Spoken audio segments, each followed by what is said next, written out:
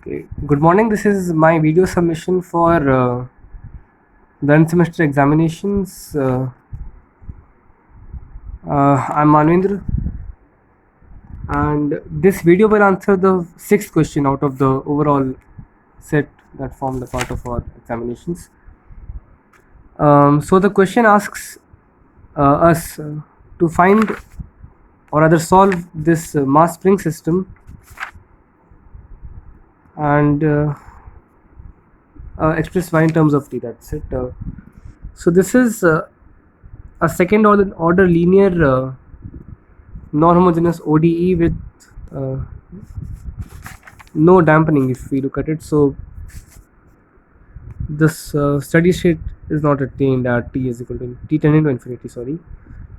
So the first part of this question asks me to find out a real life phenomena where this might be true. So this is a unit impulse or Dirac delta function which attains infinity at t is equal to 3 pi in this case, and this would be sort of having a huge value at some point.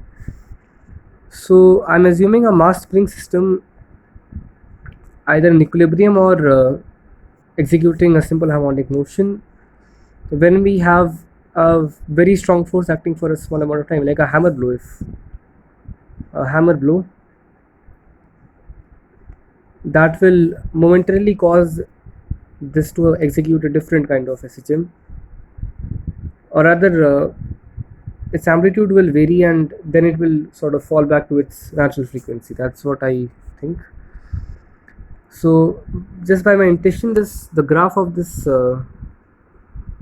sorry for the lines will look a lot like a sinusoidal function till t tends to 3 pi, wherein I'll have a discontinuity followed by a very sort of a dampening kind of motion, and eventually it will sort of become a lot like this while it moves forward. This is my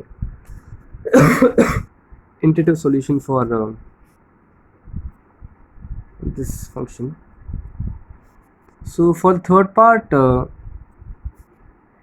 I will make the subsidiary equation of this function. So I mean, the question states that y0 is 0 and y prime 0 is 0, so I don't need to worry about that.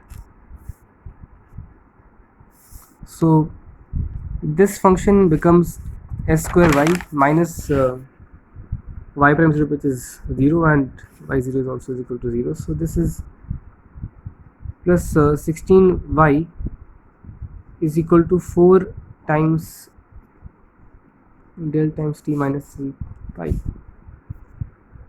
So y becomes equal to 4. Sorry, this is my bad. Just a minute. This becomes e to the power 3 minus 3 pi. Yes, sorry. So I write this here. Becomes s square plus 16. So y can be written as the inverse. Sorry. Laplace transform of this function.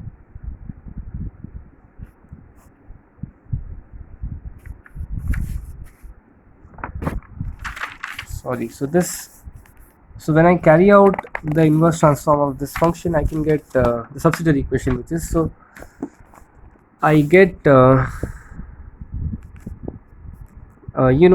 sine t minus 3 pi by the second theorem of shifting, the Heaviside function.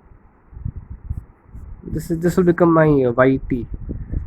Now since sine, okay, just a minute, I'm so sorry. Yeah, this is correct. This is 4 yeah. So sine 4t minus 12 pi is as good as sine 4t, right? So we'll write that this becomes 2 minus 3 pi. So this is the sort of the actual graph of this function,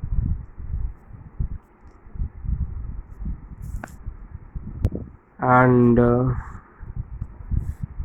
so the graph of this function will sort of not execute have any value till t 3 pi, which I keep like this, after which it executes normal sinusoidal oscillations around a mean point, which is y is equal to 0 in this case. um, the amplitude remains sort of oscillating about 1 and -1, and we have a normal sine curve here. So to explain the difference between my intuition and this was the intuitive graph that I had drawn, and this is the actual graph, but according to me at least. So the difference might result from the fact that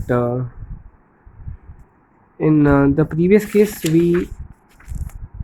uh, I had not really assumed the system in equilibrium, so I assumed an initial sort of state in motion, and that is why this graph sort of came to place. Besides, since we don't have any y, we don't have any y double prime, so the system remains in equilibrium. The hammer blow sort of acts, the force acts for a short amount of time, and the force is large, so the momentum change is finite, so the system sort of gets infinitesimally displaced, and we see an SHM like this. So this is it. Thank you for your cooperation, and goodbye.